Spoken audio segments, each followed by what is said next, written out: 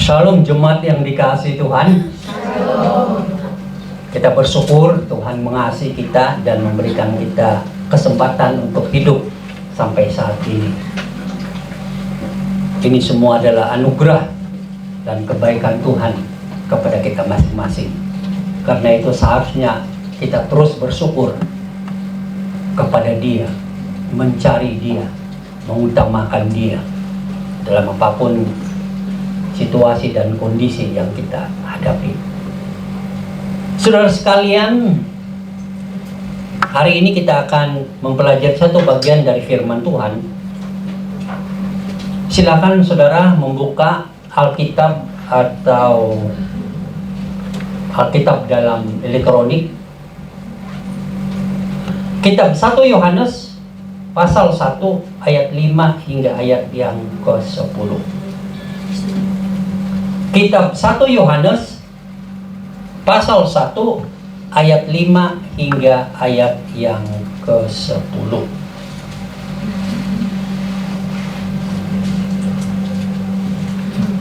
Kita akan melihat ayat per ayat dan mendengar uraiannya dan aplikasinya dalam kehidupan kita. Jadi saudara tetap membuka Alkitab dan nanti ada arahannya, kita akan melihat dan membacanya. Tema khotbah pada pagi hari ini adalah hidup di dalam terang Allah.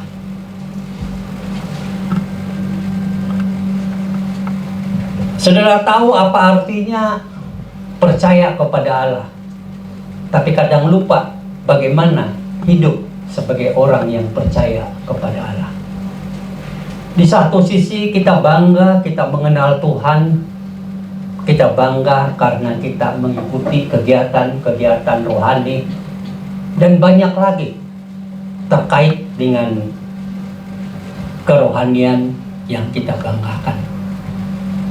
Tetapi di sisi yang lain, kadang kita tidak hidup seperti apa yang kita banggakan. Mungkin kita selalu berkata haleluya, puji Tuhan, berulang-ulang dalam kegiatan rohani. Tapi di saat-saat kita mengalami keadaan yang sulit atau situasi yang tidak menyenangkan, kayaknya sangat sulit untuk mengatakan haleluya, puji Tuhan. Di satu sisi kita mengatakan Tuhan itu hebat, Tuhan itu maha kuasa. Di sisi lain kita tidak hidup dengan iman dan kepercayaan yang seperti itu. Seharusnya apa yang kita imani dan apa yang kita percayai, itulah juga yang kita hidupi di dalam kehidupan kita sehari-hari, dalam apapun situasi dan kondisi yang kita alami.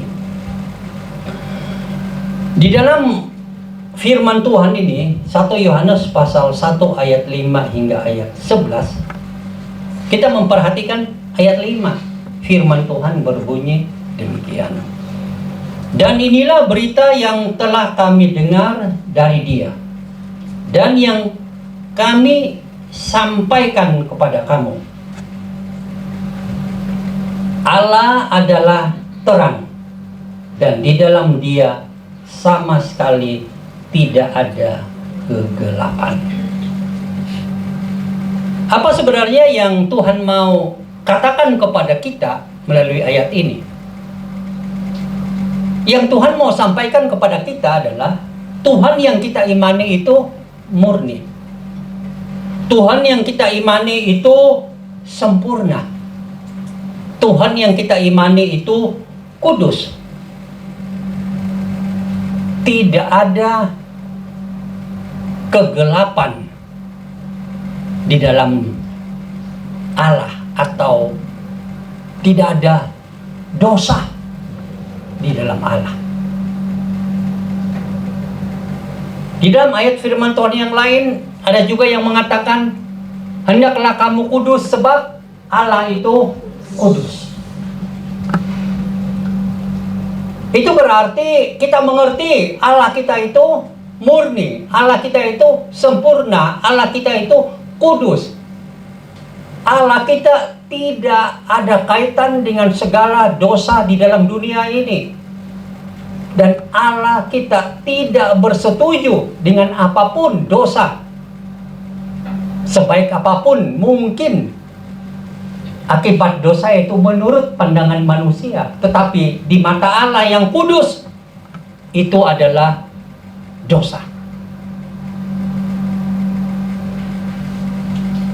Karena itu, dengan memiliki pengertian bahwa Allah kita itu kudus, sempurna dan murni, maka kita harus hidup sesuai dengan iman kita, pengetahuan kita tentang Allah, yaitu hidup di dalam kekudusan, jauh dan tidak mau terlibat melakukan dosa. Kita harus memantulkan terang Allah, kekudusan dan kebenaran dalam hidup kita. Kita harus berpaling dari dosa, meninggalkan dosa, dan mengejar kehidupan yang taat kepada Allah. Kadang yang menjadi pergumulan kita adalah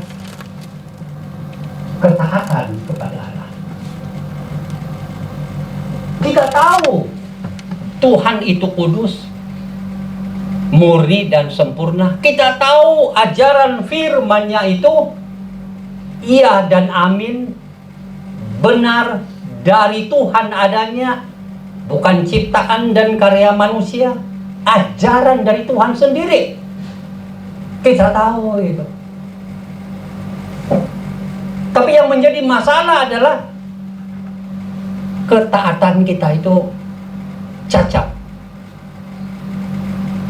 Kita sepertinya tidak ada kemampuan untuk menaati ajaran Tuhan. Di sisi lain kita mengakui Tuhan itu hebat, Tuhan itu dahsyat, Tuhan itu kudus dan mulia. Tapi di sisi lain kita tidak ada kemauan yang kuat untuk menaati ajarannya. Kenapa itu bisa terjadi?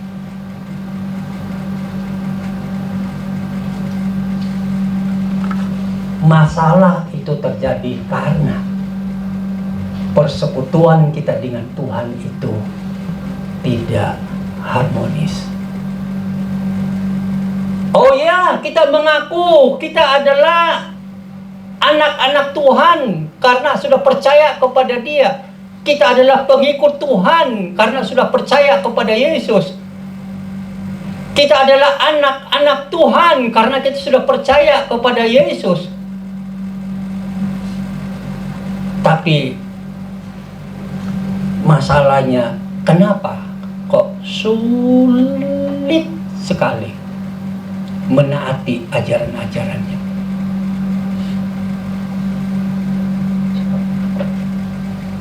Karena persekutuan kita dengan Tuhan itu sudah rusak. Apa itu persekutuan yang rusak? Kalau saudara dan ayahmu, itu hubungan kalian itu tidak bisa diganggu-gugat. Anda tinggalkan negara dan hidup di negara orang lain, hubungan tetap. Engkau adalah anak si A karena ada hubungan darah. Oh, mungkin saudara mengubah nama supaya kelihatan keren.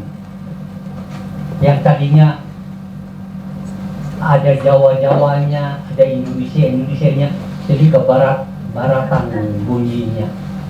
Tapi wajahnya sama, kadang makanannya sama. Tapi hubungan dengan ayah itu tidak bisa diubahkan. Itu ada selama-lamanya selagi engkau hidup di dunia ini. Tetapi persekutuan kalian bisa rusak. Bagaimana? Katakan saudara itu jadi keras hati. Entah pengaruh apa, tapi pokoknya udah tidak ada rasa hormat pada orang tua. Dan engkau cincang. Atau bahasa Indonesia apa? Ya, cincang orang tuamu dengan kata-kata yang tajam, pedas. Mungkin karena pengaruh masalah-masalah yang sedang saudara hadapi. Nah, saat itu kalian punya persekutuan sudah tidak baik. Engkau tidak bisa melihat ayahmu sebagaimana waktu engkau kecil melihatnya. Ayahmu tidak bisa melihatmu sebagaimana dia melihat kamu waktu kecil. Waktu lagi manja-manjanya itu kecil-kecil itu. Karena sekarang wajah sudah berubah, bahasa sudah berubah, hubungan masih ada, tapi persekutuan sudah rusak. Ini juga yang akan nanti mempengaruhi bagaimana hubungan kalian di dalam, mungkin ayahmu memberitahu kamu sesuatu atau bagaimana, akhirnya udah tidak ada kecocokan. Kamu, saya. Itu saja yang cocok. Dalam hubungan dengan Tuhan pun ada kemiripannya. Oh, saudara bilang aku ini anak Tuhan. Ya, amin. Karena aku sudah percaya dan menerima Yesus. Yes. Amin. Tapi yang rusak saat kamu berjalan dengan kekerasan hati, mengikut jalanmu sendiri, tidak menaati Tuhan, persekutuanmu dengan Tuhan rusak. Seolah-olah terjadi seperti ini. Tuhan, engkau jalan sendiri, uruslah surgamu. Dan aku mau jalan sendiri, aku mau urus surgaku. Jangan campur tangan. Engkau ya engkau, aku dan aku adalah aku.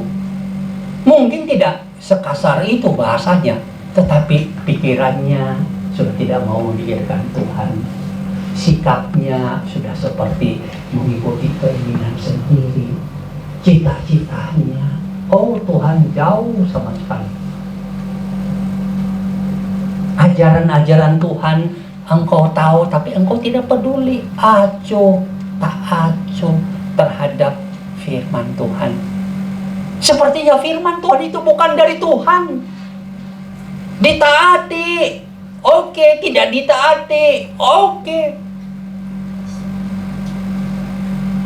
Sikap dan kehidupan seperti itu terjadi di dalam kehidupan. Seharusnya kita harus sadar bahwa sikap itu, tindakan itu yang mandiri di hadapan Tuhan itu adalah dosa, adalah kegelapan. Dan seharusnya kita bilang begini, Tuhan, engkau adalah Allah yang murni, Allah yang kudus, Allah yang sempurna, Allah yang terang adanya. Aku mau mengikuti seperti dirimu dan ajaran-ajaranmu, apapun risikonya. Seharusnya kita memiliki hati yang seperti itu. Karena itu, setelah kita sadar bahwa Allah kita itu terang adanya, suci adanya, kudus adanya, murni adanya, sempurna adanya, mari kita jalani kehidupan ini dengan serius. Betul-betul mau menaati, mengikuti ajaran-ajaran Tuhan kita. Di dalam ayat 2 bilang apa? Jika kita katakan bahwa kita beroleh persekutuan dengan Dia, namun kita hidup di dalam kegelapan, kita berdusta dan kita tidak melakukan kebenaran. Tetapi jika kita hidup di dalam terang, sama seperti Dia ada di dalam terang, maka kita beroleh persekutuan seorang dengan yang lain. Dan darah Yesus anaknya itu menyucikan kita daripada segala dosa. Apa yang Tuhan mau ajarkan kita dari dua ayat ini? Persekutuan yang sejati dengan Allah memerlukan berjalan di dalam terang atau hidup dalam ketaatan kepada ajaran-ajarannya di dalam firman Tuhan. Dan dosa-dosa kita disucikan, kita itu dibersihkan dari segala kotoran dosa. Jadi kalau kita bilang, aku memiliki persekutuan yang harmonis dengan Tuhan, tapi pada masa yang sama kita memelihara dosa, itu sama saja bohong. Aku percaya Tuhan, tapi hidup di dalam dosa. Aku cinta Tuhan, tapi hidup di dalam dosa. Bagaimana itu bisa terjadi? Dan kenapa itu bisa terjadi? Persekutuan dengan Tuhan itu adalah dalam bahasa yang kita mengerti di zaman ini adalah online.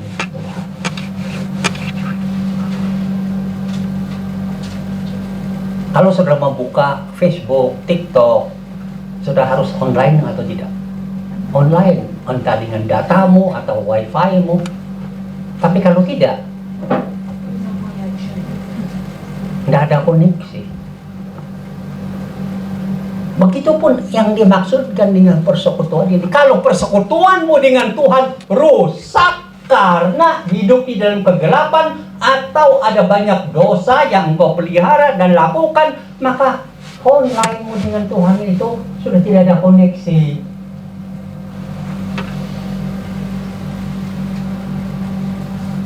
Makanya orang-orang seperti itu sulit sekali menaati dan melakukan ajaran-ajaran Tuhan. Acuh tak acuh. Tidak ada keseriusan terhadap ajaran Tuhan, perintah Tuhan. Ada banyak perintah Tuhan yang sudah alami, tapi semuanya sudah tidak taati. Kenapa? Karena sudah pandang rendah terhadap ajaran Tuhan.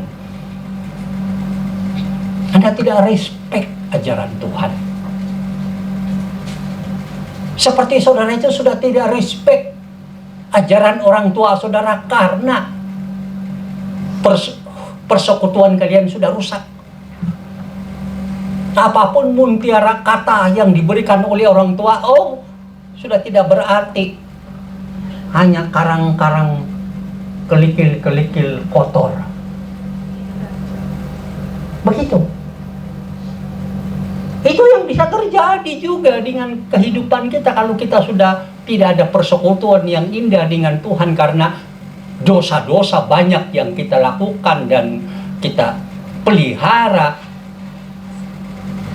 Sehebat apapun ajaran dari Tuhan sendiri loh, pencipta langit bumi dan segala isinya, yang kudus itu, yang murni itu, yang sempurna itu. Tuhan yang hebat dan agung itu pun kita pandang rendah ajaran-ajarannya. Bagaimana kita tahu bahwa kita memandang rendah? Kita tidak mau taati. Kita tidak mau lakukan. Kalau sama orang kayaknya bagaimana gitu loh. Bayangkan saja lah saudara kan bekerja di rumah bos atau di perusahaan. Kebayang nggak saudara tidak mau lakukan apa yang diperintahkan? Kebayang sekali. Bayang-bayang sampai terbawa-bawa tidur. Tapi tidak seperti itu hati saudara. Apapun yang diperintahkan, saudara lakukan dengan hati-hati, terbaik, dan sebagainya, dan sebagainya. Karena saudara melihat dan tahu apa artinya tanggung jawab sebagai pekerja.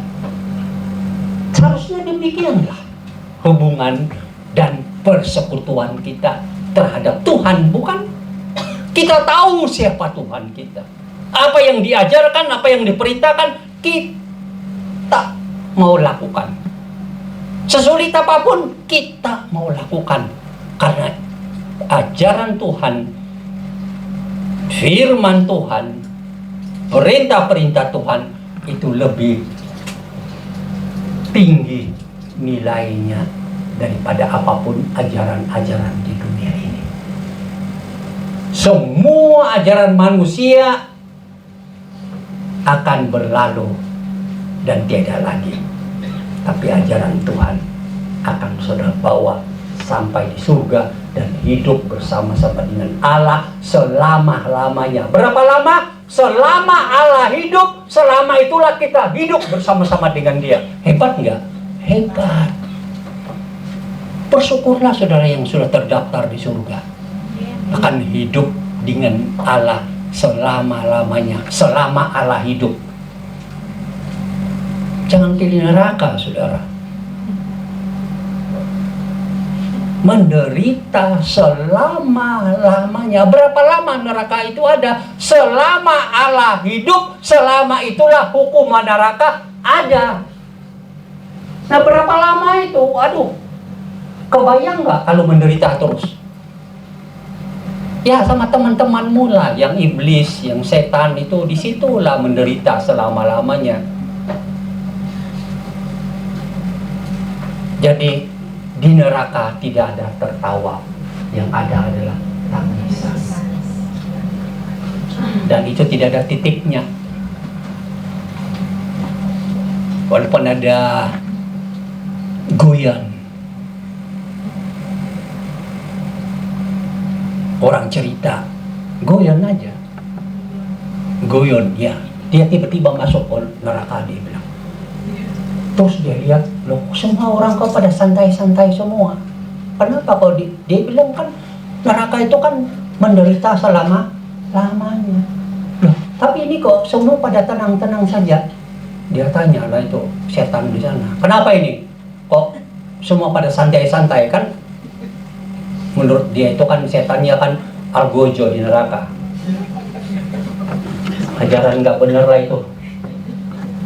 Neraka dibuat untuk setan, kok jadi algojo, tukang pukul. Setan bilang begini, tunggu, ini istirahat 3 menit, nanti diteruskan lagi penderitaannya. Nah itu guyonnya. Tapi tidak seperti itu, saudara. Kalau ada memang begitu, ya lumayanlah bagi mereka yang di neraka. Tapi tidak ada, engkau akan menangis saat masuk. Ada tangisan sepanjang hayatmu, selama-lamanya.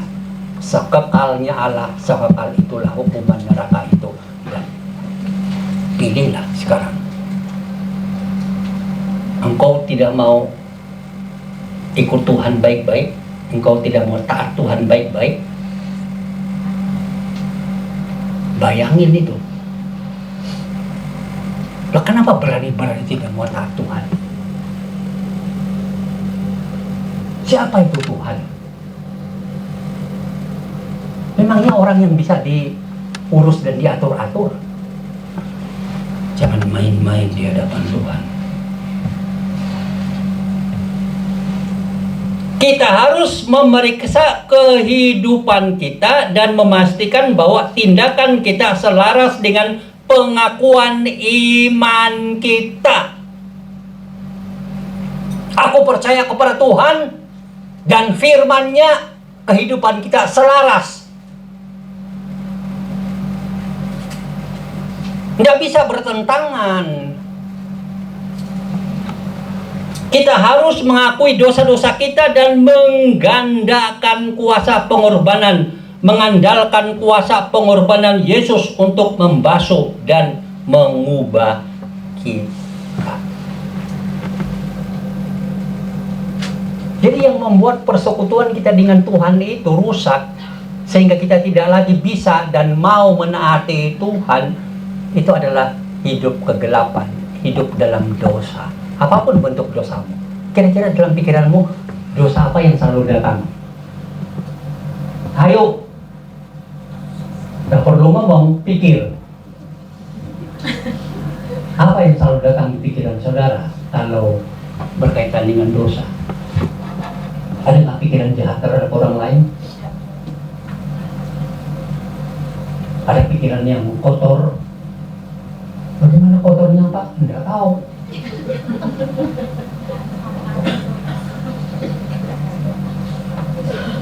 Ada yang pikiran merendahkan orang. Ada pikiran yang sombong. Bagaimana? Apa yang ada di pikiran saudara yang menurut saudara itu adalah dosa? Nah, itu harus dicari. Tapi kalau kita cari, kadang-kadang kita ini sayang diri. Yang menonjol-menonjol yang lebih besar, yang kita tidak terlalu suka, kita mudah mengabaikannya, langsung Tuhan, ya memang ini dosa. Aku ya ampuni aku Tuhan. Tapi ada dosa. Pikiran-pikiran yang kita senang sekali, kita suka sekali, kita bilang simpanlah karena aku mengasihi diriku dan pikiran ini baik, dan tidak diakui. Kalaupun diakui, pura-pura akuinya. Tuhan, ya aku mengakui dosa, pikiranku ini jahat, Tuhan, aku ini dosa. Tapi mengertilah Tuhan, maklumi aja aku ini memang lemah adanya. Nah, pakai alasan lemah adanya. Itu namanya apa? Tidak mau mengikuti Tuhan. Pakai alasan-alasan. Memang ya Tuhan, oh yang aku maklum begitu. Enggak, engkau berdosa ya berdosa.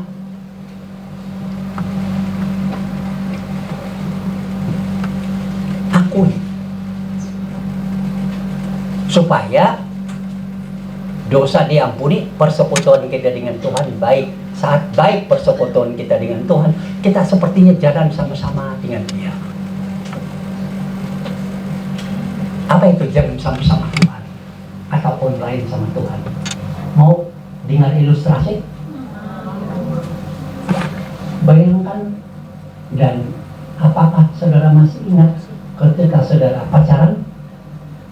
Ada yang sudah lupa, tidak apa-apa. Tidak apa-apa. Tapi pada umumnya, pada waktu pacaran, online itu aduh menyenangkan. Berapa menit, berapa jam, sangat-sangat menyenangkan. Kalau tidak online sama dia, kayaknya hidup ini betul-betul tidak bahagia, penuh dengan penderitaan dan sebagainya. Kan begitu. Pada saat ada saling mengasihi, duduk sama-sama saja berjam-jam, walaupun hanya makan enggak terlalu enak gitu loh, ya kan? Mungkin kacang itu pun ada yang banyak yang rusak, tapi pokoknya kalau sudah cinta itu hidup, online cinta itu hidup, berjam-jam duduk saja pun sudah menyenangkan, ya enggak?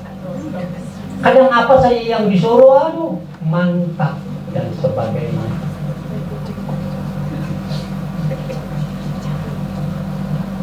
Nah, seharusnya itu kan menjadi gambaran kalau kita mau mengerti apakah betul kita itu mencintai Tuhan yang kita imani ini. Kalau saudara tidak cinta lagi sama dia, saudara bisa-bisa blok semua itu dia punya apa itu? Apa? Akses, blok. Kamu tidak mau mendengar satu halau pun tidak bisa. Padahal dulu sah aja sudah, pikirannya kemana-mana gitu loh. Tapi kalau sudah ada masalah, udah berubah. Nah, dengan Tuhan juga ada miripnya. Kalau sudah tidak cinta Tuhan, ya mungkin masih terlibat dalam kegiatan-kegiatan rohani. Tapi kalau sudah tidak ada cinta, ya sudah tidak mau ikut apa yang diajarkannya. Susah sekali, berat hati. Berat. Apa perintah Tuhan yang paling berat saudara lakukan dan kenapa itu berat? Ya mungkin cinta saudara kepada Tuhan sudah luntur. Kalau saudara cinta kepada Tuhan, saudara menaati ajaran-ajarannya. Dosa apapun enak ya menurut pikiran dan pandangan manusia, itu kotor, jijik. Seperti virus-virus yang saudara benci. Begitu. Karena apa? Saking cintanya kepada Tuhan. Makanya kalau kita mengenal Allah dengan benar, Allah kita itu murni, sempurna, kudus, dan kita mau hidup di dalam Allah yang terang seperti itu, kita membenci dosa dan kita mau mengikut Dia. Ada cinta yang online dengan Dia, itu membuat kita lebih mau taati Tuhan daripada yang lain-lain. Begitu.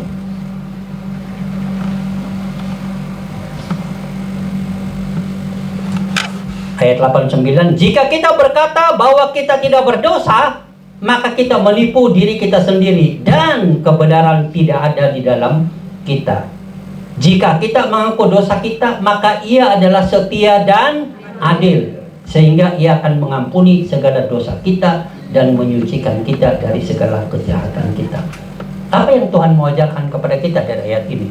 Kita harus mengenali dan mengakui dosa-dosa kita. Jika kita ingin bertumbuh secara rohani dan memiliki hubungan yang sehat dengan Allah. Jadi nggak bisa kita memelihara dosa. Kalau kita ada dosa dan kita pelihara, itu kita menipu diri kita sendiri, firman Tuhan katakan. Dan kebenaran tidak ada di dalam hati kita. Aku berjuang kebenaran. Tidak ada itu. Karena kamu melihara dosa. Aku pengikut Tuhan yang baik. Pengakuan yang hambar itu. Kalau kamu melihara dosa. Akui aja dosa. Kenapa sih kok susah mengakui dosa? Karena sudah mau hidup sendiri di hadapan Tuhan. Ini duniaku, aku mau jalani sendiri. Mungkin kata-katamu tidak seperti itu, tapi sikapmu terhadap Tuhan, terhadap firman-Nya.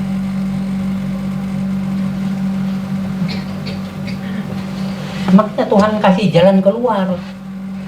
Memang Tuhan itu memberikan peringatan dasar, tapi ada anugerah Tuhan. Jika kita mengaku dosa kita, maka Ia adalah setia dan adil, sehingga Ia akan mengampuni dan menyucikan kita dari segala kejahatan kita. Kita harus secara teratur menguji hati kita, mengakui dosa-dosa kita, dan mengalami pengampunan dan pembasuhan yang ditawarkan melalui Yesus Kristus. Begitu aja. Jadi jangan saudara memelihara dosa, apapun bentuknya. Coba lihat kiri kanan. Beritahu temanmu dosamu yang kau sembunyikan. Nggak berani. Ya nggak apa-apa, simpan di hati dan beritahu Tuhan. Sama teman susah, sama ini susah, teman baik juga susah kadang-kadang, tapi kalau begitu, tutup matamu, buka hatimu, beritahu Tuhan, Tuhan ini dosaku, aku mohon pengampunanmu, dan Tuhan pasti akan mengampunimu. Itu aja, kejujuran aja. Hebat loh ini firman Tuhan ini. Coba perhatikan. Dibilang apa? Jika kita mengaku dosa kita, oke, titik. Jadi pada saat saudara bilang, Tuhan saya berdosa karena aku pikir jahat terhadap si A di gereja kemarin, dan sampai saat ini hatiku jengkel dan penuh dengan kepahitan terhadap orang itu. Lihat wajahnya saja, aku lihat tembok, Tuhan, aku betul-betul berdosa. Ini dosa aku yang paling besar, Tuhan. Jujur mengakui ya. Jika kita mengaku dosa kita, kan, kita akui betul-betul begitu. Lihat dia punya akibat. Maka pada saat itu juga, maka ia adalah setia dan adil sehingga ia akan mengampuni segala dosa kita. Bukan saja mengampuni, menyucikan kita dari segala kejahatan. Engkau murni, semurni Allah, walaupun tidak setanding dengan kemurnian Allah, tapi di hadapan Tuhan engkau murni, engkau suci, walaupun tidak setanding dengan kesucian Allah. Engkau kudus, walaupun tidak setanding dengan kekudusan Allah, karena Allah adalah Allah, tidak adalah ciptaannya. Tapi nilai-nilai itu Tuhan sudah berikan. Hebat nggak itu? Hebat. Ini adalah cara supaya kita bisa hidup di dalam terang Tuhan setiap hari, setiap saat. Dan itu yang membuat persekutuan kita dengan Dia baik dan memudahkan kita menaati ajaran-ajarannya. Karena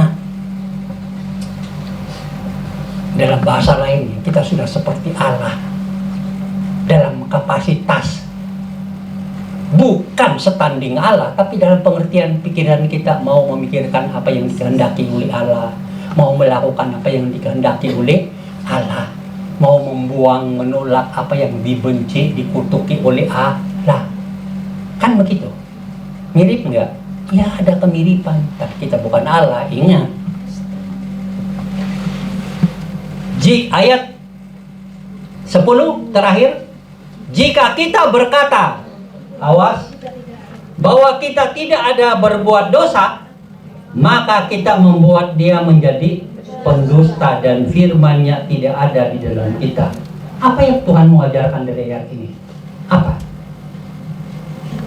Menyangkal sifat dan tindakan berdosa seseorang atau kita adalah penghinaan terhadap karakter dan kebenaran Allah.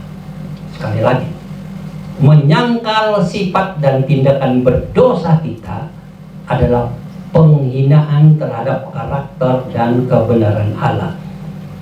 Hal ini sama sekali tidak dapat diterima. Jadi kadang ada orang Kristen yang nggak mau mengakui dosanya, malah dia menyangkal bahwa dia berbuat dosa. Banyak alasan lah itu.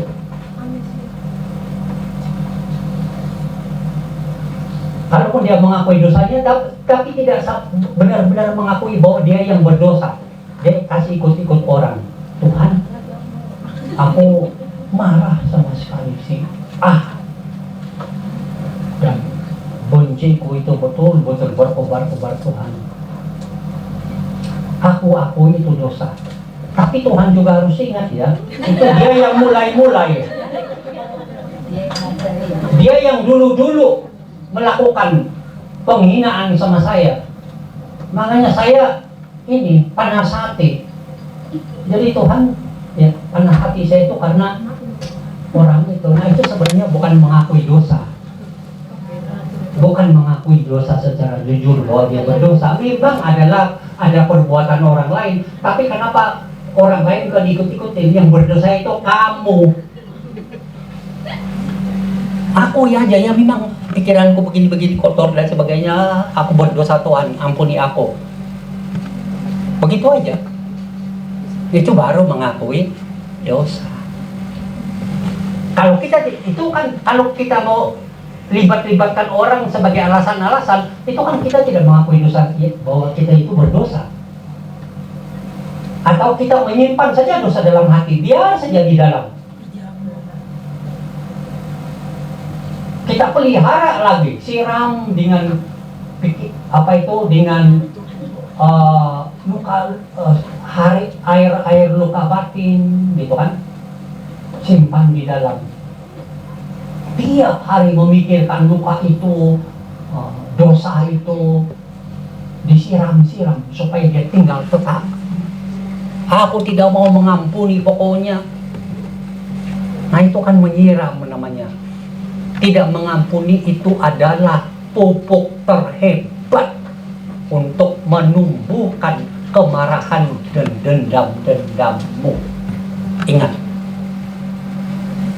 kamu ada dendam dan kemarahan, kamu tidak mengampuni itu adalah pupuk yang paling hebat untuk memelihara dan menumbuhkan kemarahan dan dendammu dan dosa-dosamu.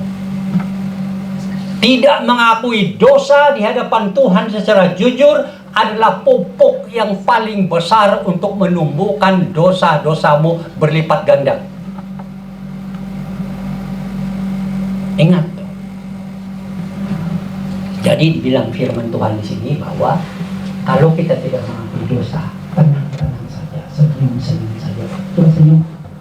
Nah kan senyum-senyum semua dengan dosa-dosanya. Ya, itu ini dikatakan dalam aplikasi bahwa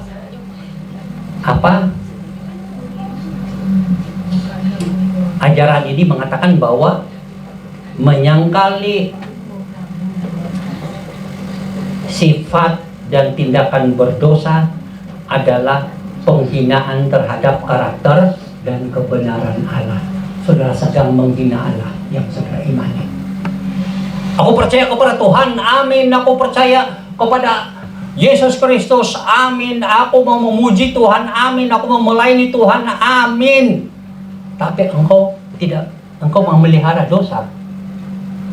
Itu adalah penghinaan terbesar kepada Tuhan yang engkau imani selama ini. Jadi kalau ada dosa-dosa saudara dan saya, siapapun kita di tempat ini yang engkau tidak akui dan bereskan di hadapan Tuhan, engkau hidup di dalam penghinaan terbesar kepada Tuhan. Engkau tidak peduli kepada Dia. Satu sisi mengakuinya hebat, tapi tidak peduli dengan ajaran-ajarannya. Menghinalah itu.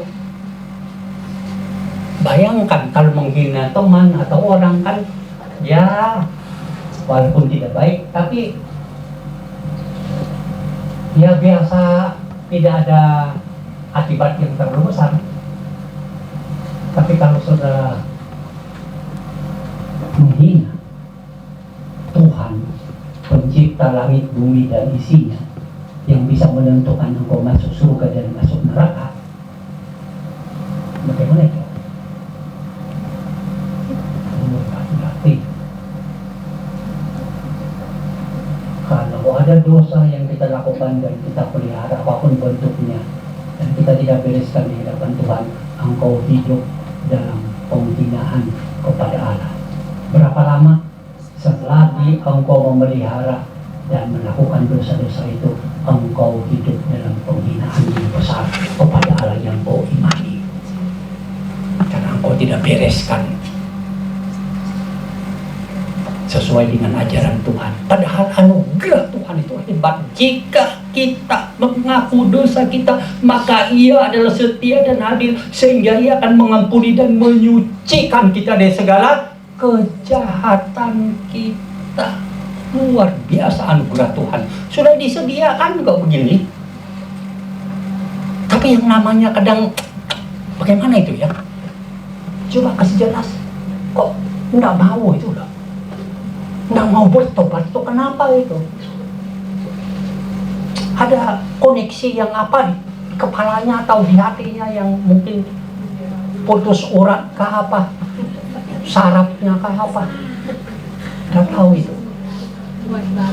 Tapi kalau saudara masih bisa datang ke gereja pada hari ini, itu berarti saudara punya rohani, masih ada, masih hidup, dan masih menyadari siapa Tuhan yang saudara imani dan percayai. Maka artilah dia dan hiduplah seperti yang Tuhan, seperti Tuhan yang adalah kudus, murni, sempurna, yang adalah terang adanya. Hiduplah seperti dia. Amin. Mari kita berdoa.